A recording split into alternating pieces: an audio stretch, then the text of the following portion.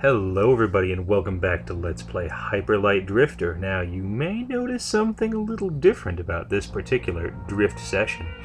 And yes, that's right, by hook or by crook, old Bacter has gotten access to an account which features the Kickstarter unlockable character. And it's this dog-headed person thing, being, a bipedal being.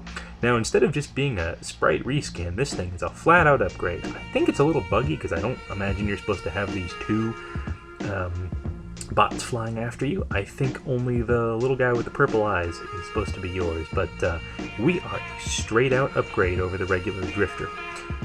You saw before that we had this very long attack. We fling out some sort of projectile, which comes back to us, and it has a huge range, and it does splash damage, so it is bananas. This is a fourth area retrospective, and in lieu of mentioning the usual liminal city area, complete with bodies and wrecked machinery, I will just also say this is also going to serve as a demonstration of the prowess of the alternate character. So here we pass through the normal area and into the orange desert. Now it has trees in it, which aren't a typical deserty kind of thing, so you wonder how long this area has truly been barren. And the rain also suggests that maybe that wasn't a forever thing. But we'll get back to that a while, and goodness only knows what this guy was hoarding down here, whether he was planning some sort of bombery or something like that. This not being our main account, also not everything is unlocked, but we'll go through and see what we can. So, this Drifter came if you donated $75 or more to the Kickstarter, and the games company has promised us, R.I.P. cool guy, has promised us that at some point everyone will have access to the Drifter. I don't know if they're going to nerf him a little bit before he's released, because again, you'll see later how good he is, but for now, just enjoy. So, one of the things you might notice about this area, besides it being very open and a bit barren, is that there are just these husks all over the place, these robotic husks. And they're built on an organic framework. We can see ribs and arms and things like that. And notice here we have an old residence, an old domicile. I can't actually tell what kind of skeletons those are. They look vaguely birdish to me, which indicates maybe that we've seen a certain amount of whoa, look at that big guy. A certain amount of cross travel between the realms in ages past. And here, we're jumping right down into it. We'll be skipping around a little bit this section, but you can clearly see the underground section of the southern area is at least one part massive robot factory. They have smaller workshops, which I think is interesting, but this later area here is all about mass robot production. These folks were gearing up for an army, and make no mistake about it. I kind of wonder if I can translate those little signs. I'm going to have to look into that and see if I can come up with anything. And here is what I think is very interesting. While they have that massive design in the back, these are clearly much smaller, basically individual assembly lines. And look, they're making huge guns down there. You can see and individual robot parts. So you wonder, you can't hit those even with your long-range attack. You wonder if this area wasn't devoted to both the mass production and the study of these kind of war robots. All this happening underground again. Up top, there's really not a whole lot. There's not a lot of clues. So this might have been the first, or possibly the most underground of the civilizations. You can see that the plant life kind of grows down here. Now, look how good that is. You know, he flings it fast, he flings it far, and as I said, he does splash damage. You see here on this main entry hall, and we'll see other places, they've got these statues of the various kinds of enemy life. Nothing there except an obelisk. And again, I'm leaving in the fights in this particular chapter just so we can see how we do. And either what could potentially be like sacrificial altars. Look at that splash damage. Oh, that's so absurd. If I could play as this guy, I would New Game Plus and not even think twice about it, because that is just bananas. So you wonder if those are, like I wondered before if they were sort of production statues or something like that, or if they were statues intended to show off the technical prowess here. You can see what looks like a study area up north there. Maybe that's like a microscope or some other kind of scientific equipment. I think if any place was the home area of the kind of person the Drifter is, not who we are now, but the blue-faced Drifter, looks like this would have been home, this technologically advanced race. Whether they had evolved or devolved into the imps, we'll get into a bit later. But whatever they were doing down here, this is definitely the largest and most impressive of the 4 areas we've seen so far. I'm going to be exploring the nooks and crannies a little bit, but I'm not as confident that every nook and cranny was exactly planned out, to be the way that it was.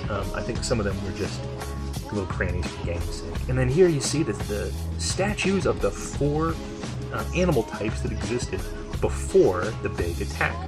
Those lizard people we'll get to see later, but if those are the original inhabitants of the desert, frankly, I see there basically being no chance that those guys were the founders of down here. And what's notable is you don't see the blue drifters on there, leading you to wonder if those were, an original species, or if those were, I don't know, created through alchemy somehow, or if what the heck is going on. So that looks like a fabrication thing, and all these towers, I really get the idea of like a server farm.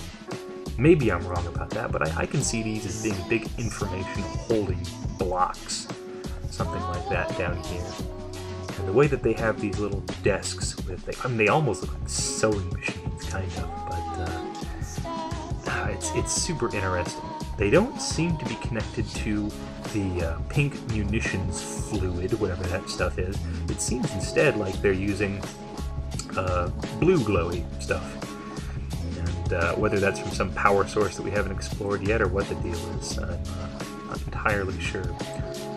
Because I only get to play as the alternate Drifter for a little bit, I don't know if he always has less health than our boy Hyperlight, but even still, it doesn't. That's not a compensation. If they thought that was going to be a balancing effort, they needed a little bit more based on how good that attack is. So, again, I'm not sure how much to critique the fact that there are turrets everywhere down here. Certainly, if this was like a high-value, military research kind of area, you could imagine automated defenses. And these robots are all over this stinking place. So they could certainly be involved. Notice we've also got these little primordial oozes. The black imps show up all over the place down here, and so do the little primordial oozes. I wonder, my going theory is that the green oozes, and here's where the fake major module was. You wonder if those were, if he did that as a trap, or if they were designed to make robot bosses, or what the deal is. But my going theory about the green oozes is that those are sort of the biological material that they were constructing things out of. Oh, here's the peepers. These are probably vat tanks for the absolutely enormous titans that we see in each one of the areas. The one climbing the mountain in the north, and sunk in the swamp in the east, and so on. That's my guess as to how they make these. And so these things are just made piece by piece, and apparently the pieces are sort of sentient before they're assembled, which is sort of horrifying, but so it goes. Anyway, so I think the green guys are probably the biological base stratum of these bioweapons that are being developed. There you can see the tanks that the bosses escaped from, so they were being vat grown as well. And I think that probably the black little critters that crawl after you, I guess as those weren't the original design, but whatever that thing is that corrupted, I think it probably came out of these experiments and corrupted the little green imps, and then itself grew into something much larger and more malevolent and caused all kinds of havoc to take place. We're not really sure how you go from being vat grown to being trained to do something specific, whether they were just unleashed on the enemy and you know, let go nuts, or exactly what the deal was, but I could imagine there would be some sort of mental conditioning at some point or something like that. Goodness knows where that blood trail is from. And that could have been precisely what the final boss, the black goo, could have interfered with, caused them to run amok. Certainly, these particular robots don't seem to have a whole lot that's organic about them. And so what's interesting is I find two basic kind of troops that are being manufactured down here, if indeed that's what's going on.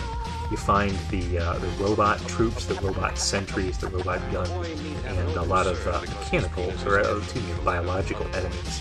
The green slimes, the imps and stuff like that. Anyway, that was a dead end, so leaving as we do, we come out on top. And you find this big old wreck. I mean, this, you know, you don't see where this is being made, but this was a big land speeder of some kind. And here we find the last vestiges of the lizard people chowing down on scorpions as they are, with their glowing crystals, and they awoke the bosses and just had to book it. So these people clearly don't understand what's going on here, don't know the purpose of the facilities. They're just squatting in the ruins is what it comes down to. Now, I said one of the main points that I wanted, or one of the 2 points that I wanted to accomplish with this southern section, is to show off the alternate drifter. And what better way than with the final 8 major module challenge, the Huckabug that goes on up here to take on everybody. I guess another ultimate challenge will be taking on the arena, but yeah, this is good. You do have access to the drifter's skills and everything like that, which is nice. That's appreciated. It is notable that the alternate drifter, I'm informed through the wiki and other places, does not actually suffer from the same sickness as the drifter does, and so presumably after the game ends, something else would happen. I have, though, heard from people that actually own the thing and have the alternate drifter, because their Kickstarter backing, that there kind of is no ending for the alternate drifter right now. The game just kind of freezes up after you beat the final boss. So we'll see whether we're going to tackle the final boss quite just yet. It takes a while for enemies to appear. I'm killing them so fast that the game didn't really anticipate me taking them on at this speed, and is taking a little bit of its sweet time to generate more. So it goes, you know. So the real thing about this, I mean, obviously it only does 1 damage per swipe, so it's not, you know, an absolute game ender, but the splash damage is really what makes it absurd. I do have the final gun with this guy, which is just so nice for taking on everybody. Although the shotgun in a pinch would handle that. So those guys, you know, you wonder if they were that grown and they were meant to be the basic troops. If they came out of those little green sludges that come crawling after you, that's easy enough to imagine. This is sort of the, you know, the way they were designed. You can see them firing guns using purple munitions juice. And these guys are clearly supposed to be the leaders. These big guys that hop all around seem more like wacky experiments. The guys with machine guns, they almost, I mean, they seem intelligent-ish. They have something approaching military discipline. And they, you know, encourage the other troops and stuff like that. These guys are just big monsters. So I wonder if they were truly governed, or if they were, you know, a research dead end or anything like that. No real explanation for why we've got this floating area up here. And again, this is one of those things that I just think might make sense for a video game, but you're not supposed to think too hard about why it's here. I guess if we wanted to really justify it, it could be like, you know, proving ground for some of the stuff they had.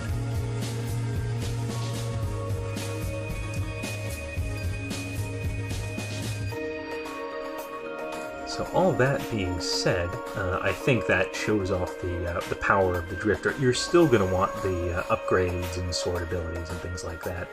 Goodness only knows where we actually pull that our sword from, but you know, it's hyper light, so presumably we could store it easily. Again, I'm not sure if they originally had intended for those machine gun guys to look more transporters wrecked down there. It makes you wonder, there's so many transporters that are wrecked all over the place, and especially here in the desert. you wonder if the science people that did a lot of the underground stuff came from elsewhere, came from outside of the game world where we explore, and sort of invaded this area. This would make sense to invade because it seems to be the least populated of all the areas. I mean, again, there was just a couple lizard people crouching in the desert. And again, you wonder how long it's been, because, I mean, it surely took a while to build this massive underground. But that was everywhere, you know? So maybe they built it here and they spread or something like that. Maybe it was a big civilization of drifters that built themselves up to technological and scientific heights.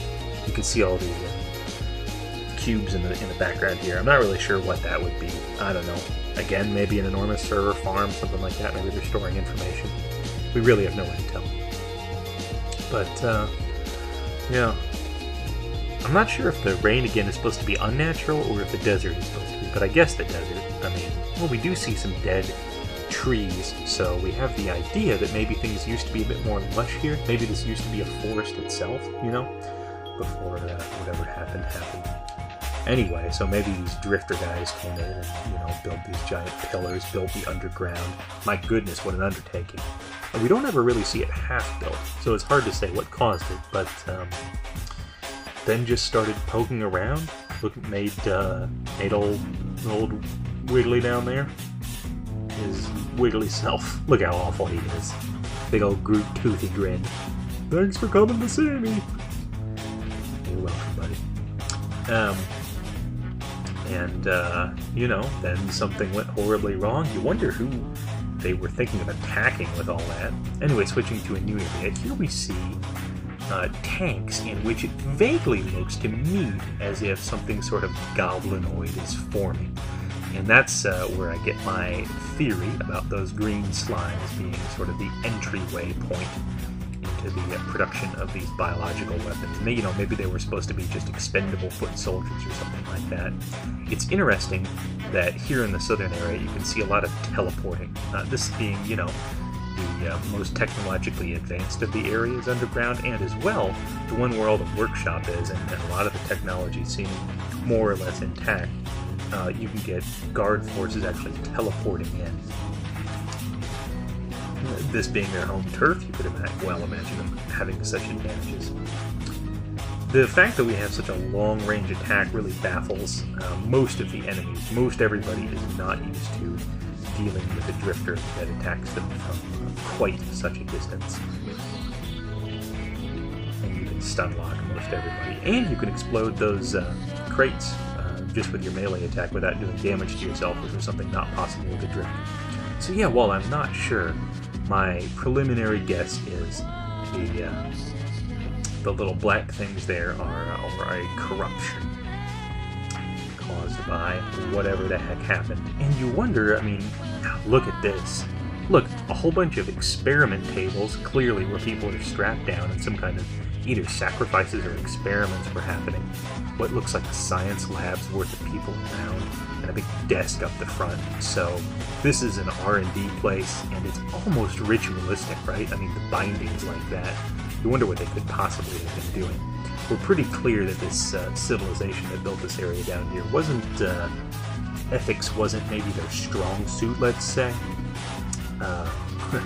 Certainly not as strong a suit as the development of awful weapons would be. But, you know, we all got our weaknesses. Haven't we all worked for an awful lab designing machines and biological creations meant only to conquer and destroy at least once in our lives?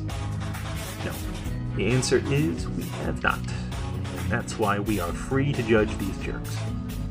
You also got to think if they really had teleporting or levitating blocks, they could do more with it. But okay, look at that. So some kind of huge battery, I guess, and somebody maybe short-circuited it and fried themselves. You can see the vegetation starting to come back down here. So, you know, this is clearly shows a length of time of lack of care being taken on this facility. So, you know, growing in a desert like this, I've got to believe at least a couple of years. Anyway, there you see on the end, there's a tank floating with what looks like a drifter scientist, is my best guess, along with a bunch of goblins next to him. So did the drifters turn themselves into goblins? Did they think that was going to help them? Because the goblins don't seem smart or adept or like good at anything, so you wonder why that would be beneficial. Or maybe that was a punishment for some people to be turned into, you know, basically ground forces or something. Man, I don't know. We're doing the best I can with the old visual storytelling here.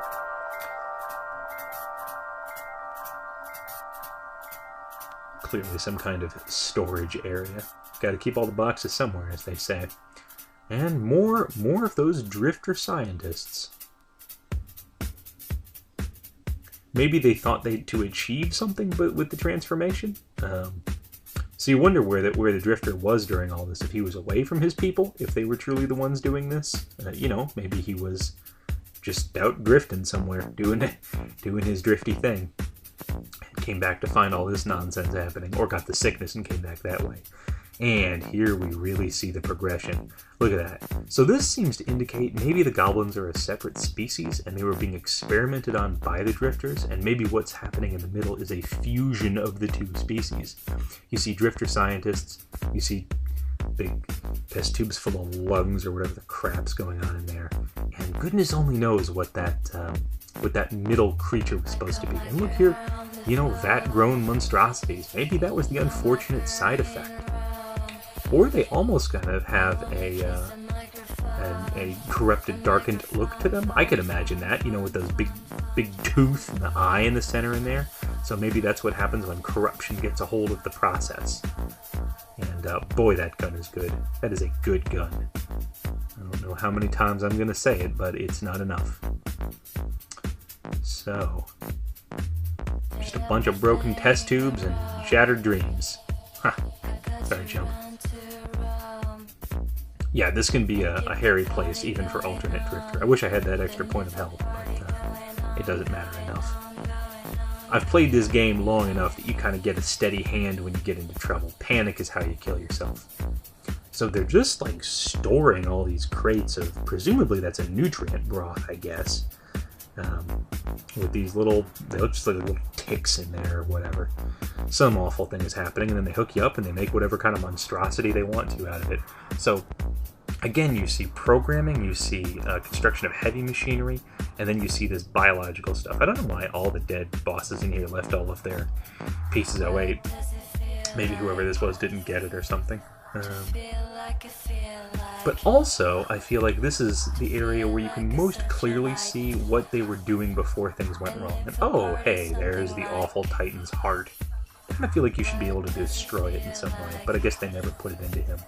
Look, he's being grown is what I take that as. That blood vessel-looking growth. It could almost be an umbilical cord or something like that, so maybe he was being gestated down there. Maybe that's green stuff is sort of a liquid broth that he's just souping in or whatever. You never know with these guys.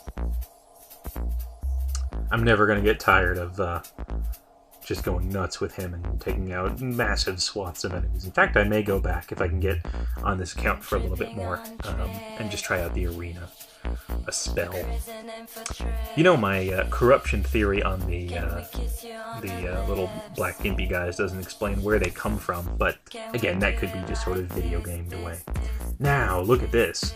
Here, we start to see personalized suits of armor, basically looking things crashed on the ground, as well as these big walkers that have blood stains coming out of them. So, you know, I think the research area that this southern area was focused on most, you see more big guns and more tables, research tables, clearly file cabinets and stuff like that. They were doing research on how to combine their two areas of interest, which are making giant mechanical monsters and flesh-growing things, you know. And they used that, at least, to invade all the other areas. I mean, we saw that they had their giant titans were climbing up the mountains in the north area, took out the, you know, were invading very successfully the western area until they got stopped by crystal magic and cleared out the dominant Stoat civilization in the east, allowing the frog bandits to come in and do their whole depredation thing there. Still some more greenery and plant life growing down here, so you wonder if everything was always orange or if there was more green around here. Those big boxes I really see again, as being, I don't know, CPUs or something like that, or just servers of some kind. And look, more restraint tables. So they certainly have a lot of lab area, and you wonder, I mean, if it being distributed like this, clearly they had a lot of different research areas going on. Another suit of armor being manufactured at one of those. Maybe that's what the individual things with the treadmills by them, you know, maybe were for individual human-sized robot attack things going on. It's interesting that you don't really fight anything of what you see being made. I wonder again if that was originally intended. I said, I think, in the Northside bonus video, I got a chance to look at the Kickstarter page for this, and I encourage everybody to do this just to see how much a game can change during development, because I'm here to tell you, it was quite different what they laid out on the Kickstarter page. There were 2 bosses that they revealed in the Kickstarter, and neither of them shows up in the game. There was like a guy with an on-fire dog, and there was just a big old brute with an axe. So, yeah, just interesting. This area is just kind of mazy, and so, you know, I mean, it follows the general aesthetic of the southern areas, but I don't see a whole lot new content-wise actually being revealed to us through exploration down here. You know, it's platforms, it's turrets.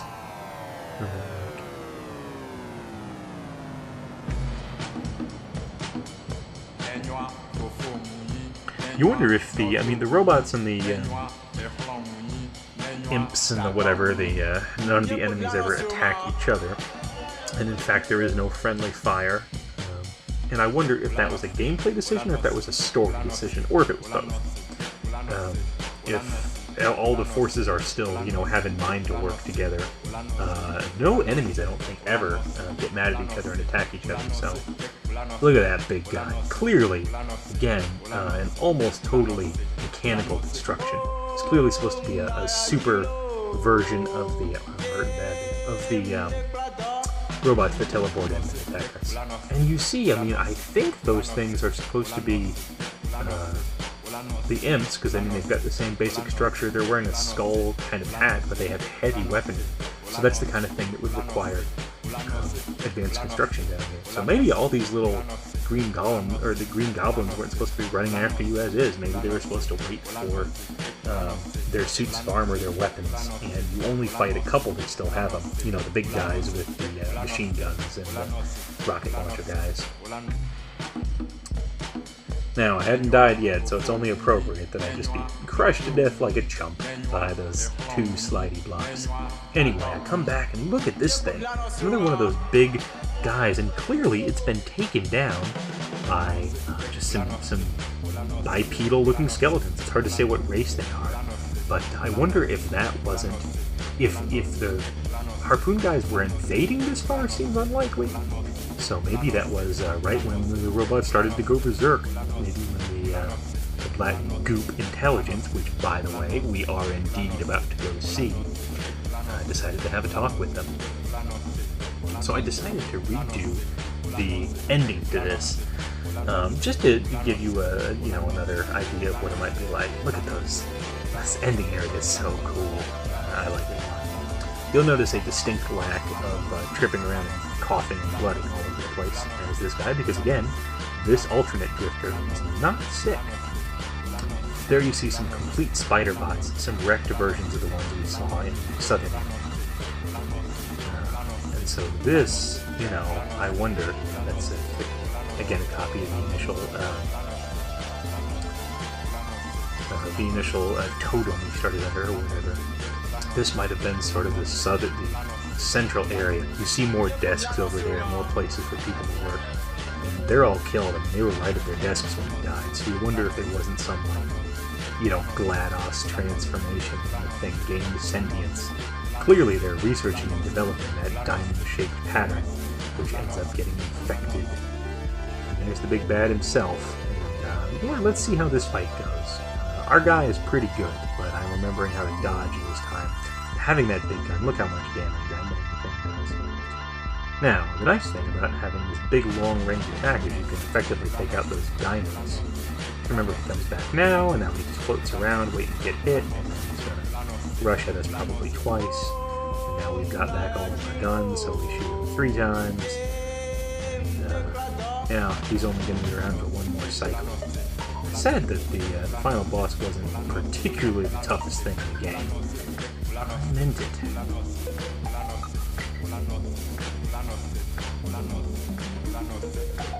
There he goes. Not a hit on us, not a single scratch.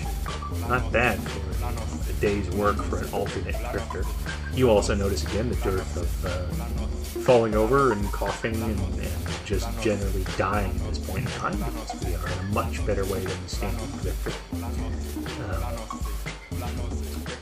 So all that's really left at this point is to just make our escape and wait for the ending credits. I mean, presumably we're off to fun adventures wearing our dog head somewhere or whatever, but the credits just pretty much run. So that was Hyper Light Drifter. We're left with a general outline of the story, and I hope it was enjoyable for you. I'll end by reading the final set of glyphs, the final tablets. And they go as follows: overwhelming wonders and power, desperate hunger for progress, distortion of life, devouring body, the first victim of the invasion. Thanks everybody, and always drift on.